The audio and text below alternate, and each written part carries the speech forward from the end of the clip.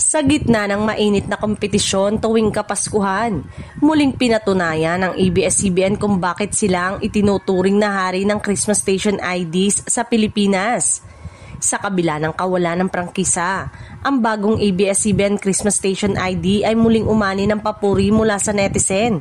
At marami ang nagsabing kinabog nito ang GMA Christmas Station ID na may prangkisa pa. Unang umangat sa usapan ang pagiging makabuluhan, makatawa at puno ng puso ng ABS-CBN.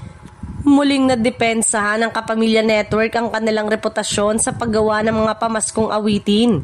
Nag-iiwan ng marka at umani pa ng milyong-milyong views sa loob na lamang ng ilang oras.